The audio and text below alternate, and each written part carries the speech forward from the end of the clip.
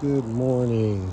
It is Monday, September 22nd, 2022.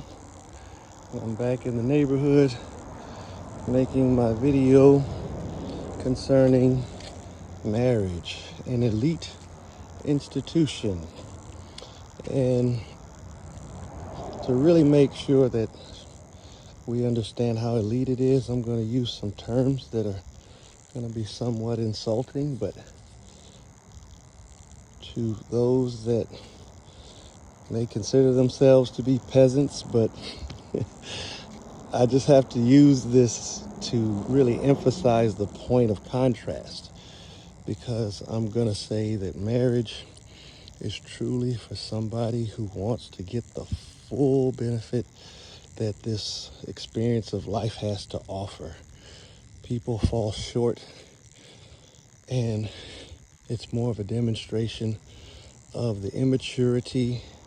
It's a demonstration of a lack of patience, and it's also a demonstration that you just aren't ready. You're not ready for really the fullness of life. I remember growing up, I was exposed to Christianity. I went to Catholic school.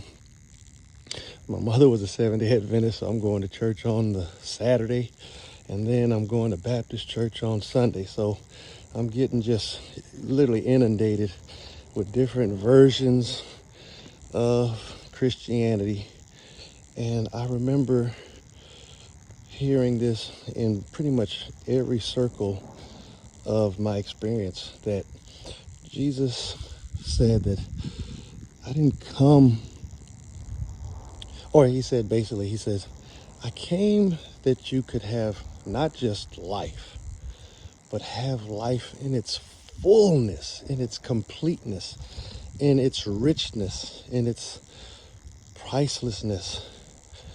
And for that, this is going to be the salient point of this presentation. Now, I'm going to say marriage is truly for the elite, because it's going to require you to marshal every aspect of your powers as a human being that most people use for their survival. But you won't have to use it to the extreme that somebody who's on their own living in this world has to use in order to survive.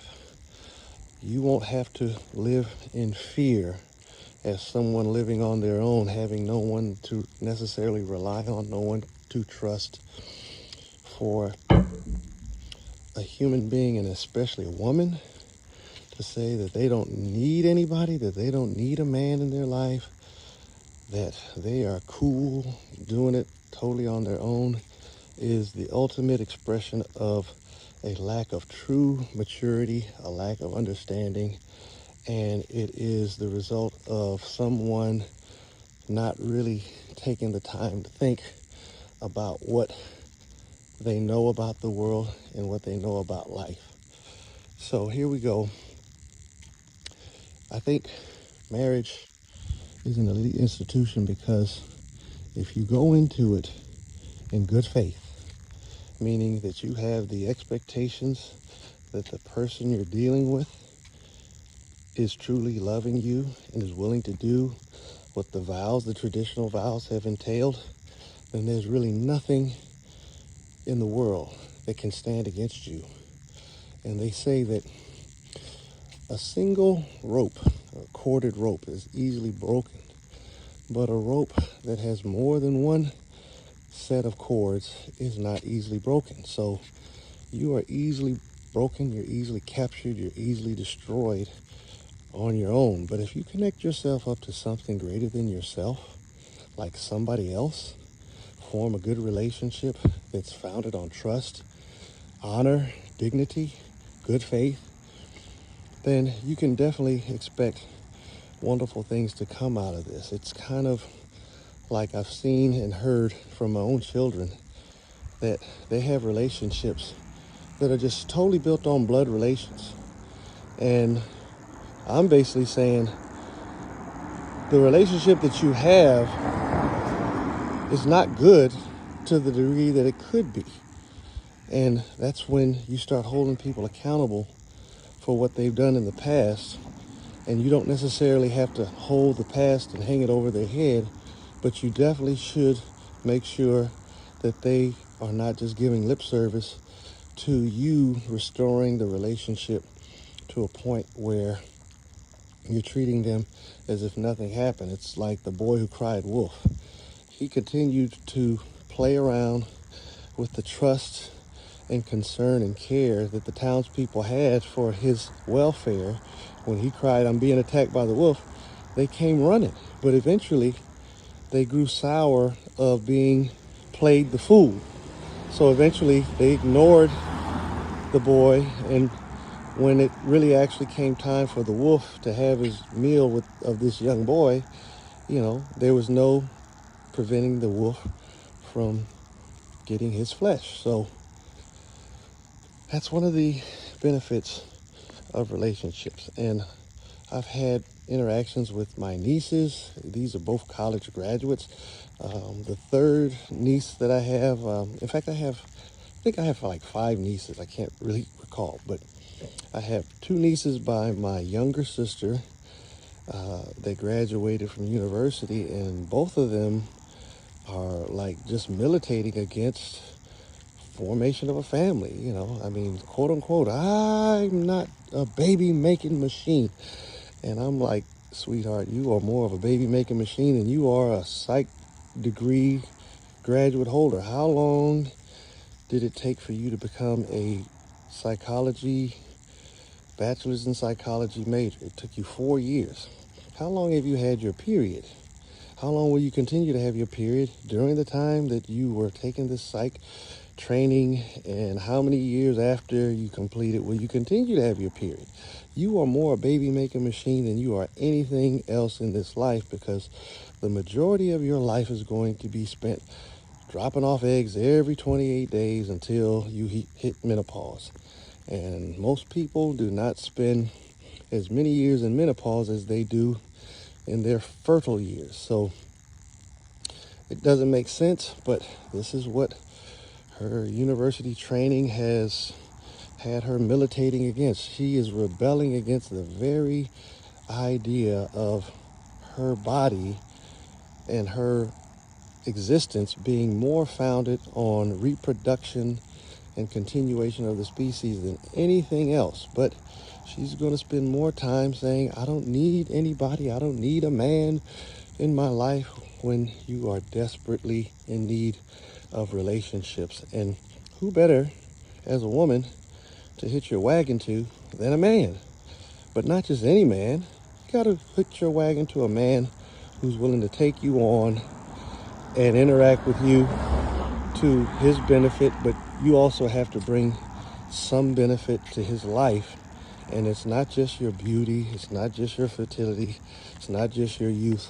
All those things are wonderful, but what happens in your later years when you're no longer youthful, you're no longer able to have kids, and you're no longer beautiful? What is the man to do? Get rid of you? Dump you? If that is the case, then he didn't enter the situation in good faith, and he didn't enter the relationship with true understanding. So too goes the woman. If it's all about the man's money, if it's all about his physical appearance and all of this, those things can come and go. Just like, the tide. Tide rolls in, it rolls out. You just have to understand how these things just happen naturally to everybody.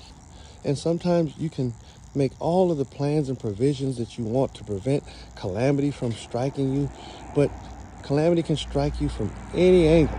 You can get sick with a terminal disease. You can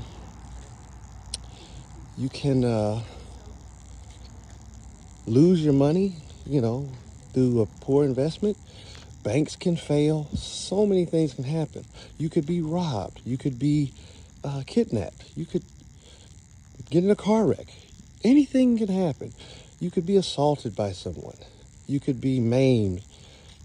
There's just so many variations of calamity, but all these things can be categorized in adverse conditions. You can be exposed, and you will be exposed. In fact, I think that's one of the things that I really appreciated in studying and reading the Bible. God doesn't tell you you're not going to have problems. God basically says, when you have problems, he says, I'm going to be with you and I'm going to see these things through. So we can appreciate this, but getting back to the issue of marriage, marriage is elite in as much as that if you get into it and you do it the right way, there's no reason for you or the other partner to consider ever divorcing. Ever divorcing. And this is the point that I'm going to make, because I was reading the book of James. I do like to read the Bible from time to time. I'm not an avid reader, but I think it had been maybe 2 months since I opened and read any passages out of the book. But this morning I was motivated to read, and it was kind of funny how I got to the book of James, chapter 1, and the full chapter is pretty interesting. And I'm going to actually start reading it to illustrate this point. And here we go. And this, I would like for you guys to consider it in the context of being a husband or being a wife. So, chapter 1, verse 2 of James. My brethren and sister, count it all joy when you fall into various trials, knowing that the testing of your faith produces patience. But let patience have its perfect work, that you may be complete and perfect, lacking nothing. If any of you lacks wisdom, let him ask of God, who gives to all liberally and without reproach, and it will be given unto him. But let him ask in faith with no doubting. For he who doubts is like a wave of the sea, driven and tossed by the wind. For let not that man who doubts suppose that he will receive anything from the Lord, because he is a double-minded man, and he is unstable in all of his ways. So, taking this part of James chapter 1, ends at verse 8. You have to be able to see that when you get married, you're going to suffer and you're going to have to endure trials. And going through these trials, good morning. Hey, good morning. All right, you're going through these trials.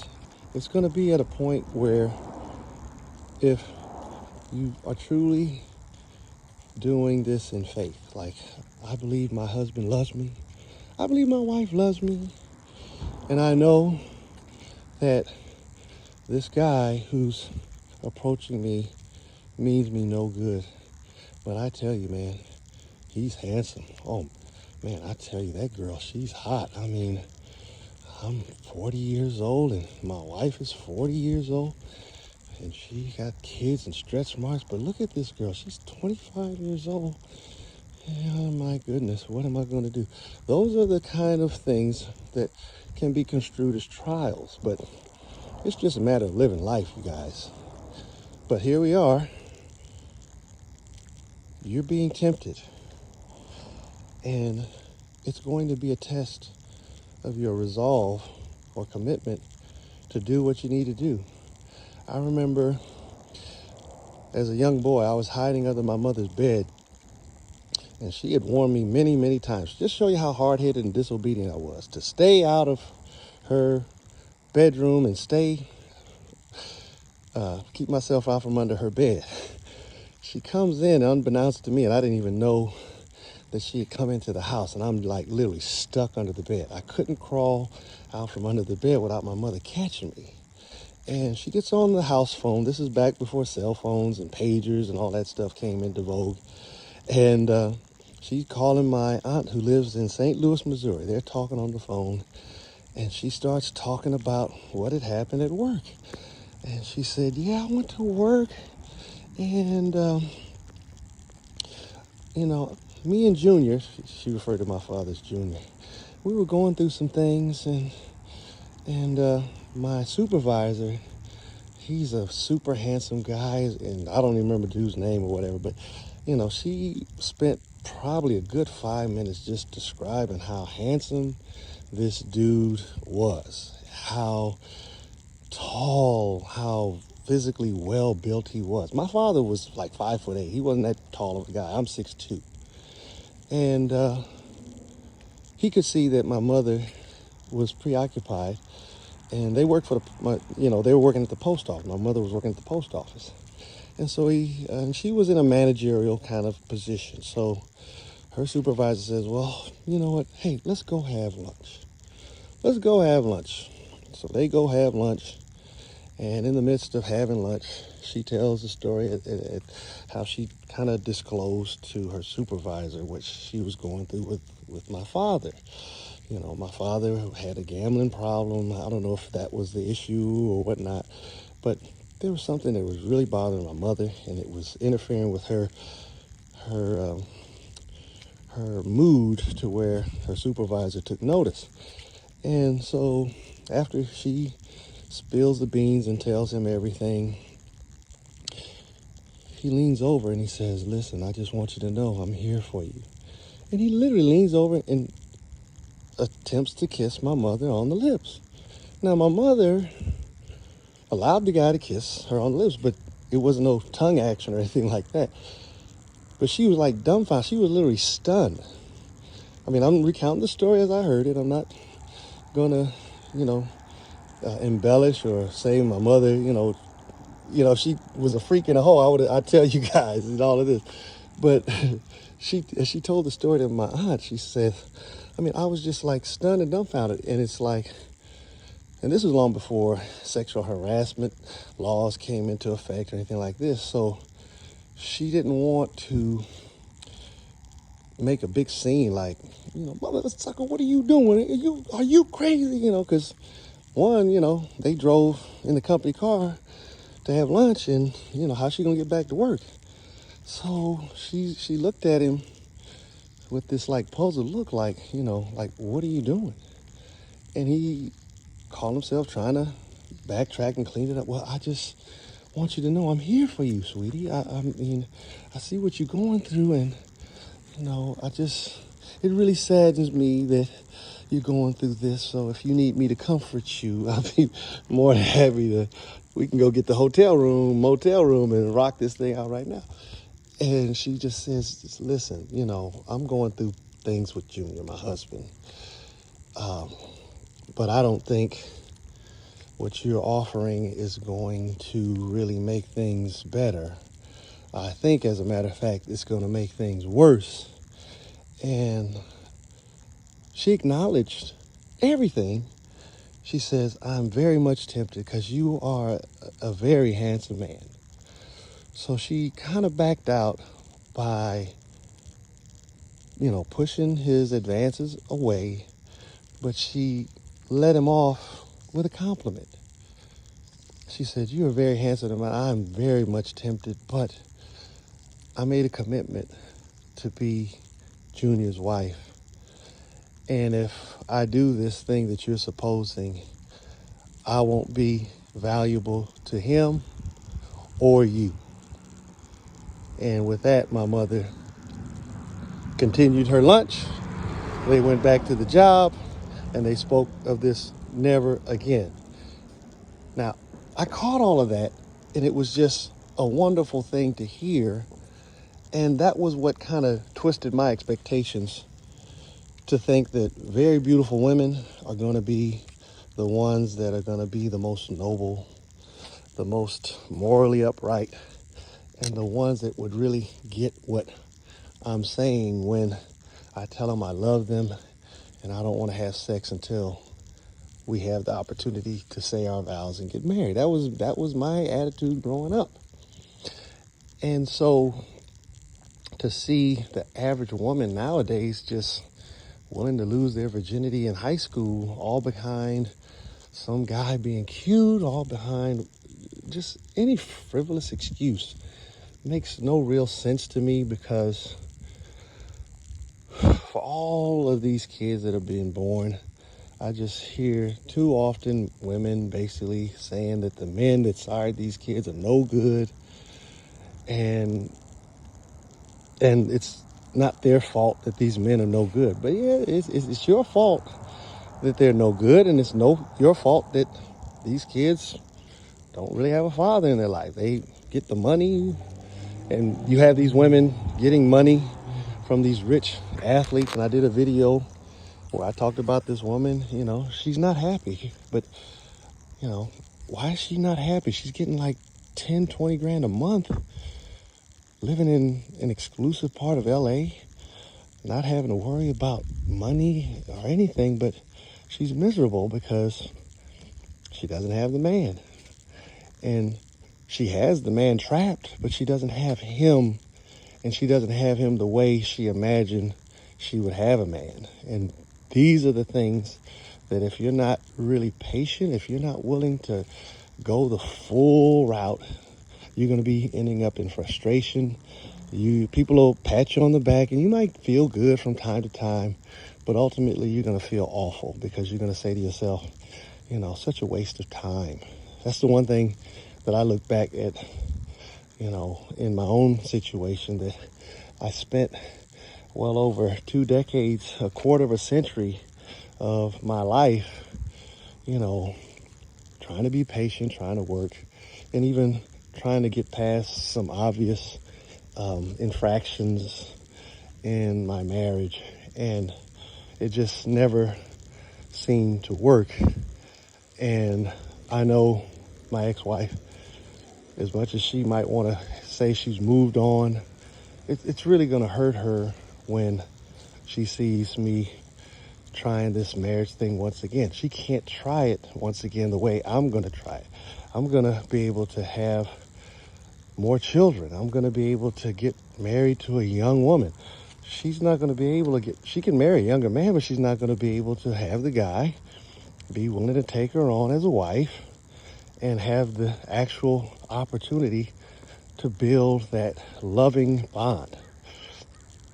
And so it's an elite institution, because it's not for the average person. The average person has no true depth or understanding that is required for one to be patient, to go through all of the various milestones that marriage is going to put you through. And going through these things and coming out the other end where you maintained your integrity, you hung in there and went through the fire of the trials of, oh my God, these kids, they're just not getting it. Oh, they're not getting, oh, they got it. Oh, wow. Now my child is no longer, or my child I thought was ultimately going to be a menace to society, and now they turned out to be very productive contributors to society. That to me is the ultimate payoff. But most adults that engage in marriage today, they can never appreciate the true value of marriage, because they didn't hang in there long enough to actually see it manifest. And I'm going to bring it back to me as an example. Like, comparatively speaking, I'm partnered up with a gentleman in business. I don't really have any debts right now. I'm pretty much debt free. But my business partner, he's living in a house with an elevator, beautiful house with an elevator, but he's got all this pressure to produce and perform. I would say he's got several $1,000s a month of bills to pay every month, and he's married. Fortunately for him, he is married, because now him and his wife are going through this together, and he and I are in the process of building this business. Now, what's messed up about a new business is it takes time for you to start really making money and turning a profit. But he and I are doing it, and we're being patient. We've been buffeted with people not paying on time, people not paying at all, having to file lawsuits, having to go back and, demand refunds and all this other kind of stuff. And it's at a point where it's a true test. And not only is these external pressures testing us, my physical endurance is being tested every day. Every day is being tested. And it's at a point where it's placed so much pressure on our business relationship to the degree that I said, you know what, screw all of this, man. I got this retirement benefit. I could go overseas and live like a king, and I ain't got to worry about none of this crap. But I decided I'm going to go ahead and hang in there. And sure enough, hanging in there, we're starting to turn the corner. We got 4 houses, 2 in Palisades. No, I think it's, 2 in Palisades and 2 in Altadena. Those were those areas where we had the big fires last year.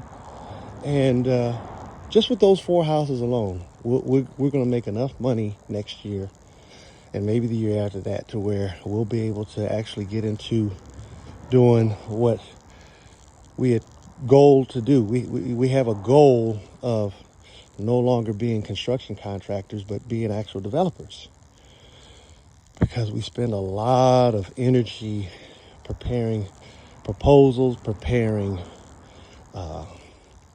bids for our clients. And if we do, say, 20 bids, we'll be lucky if we get 2 to 4 of those bids. So that's a lot of wasted energy. And in development, you purchase the land, you already know what you got plans for the land, and you jump right into it. Boom, make it happen, build it, and then turn around and either sell it, rent it out, get your cash flow, rinse and repeat. This is the game plan.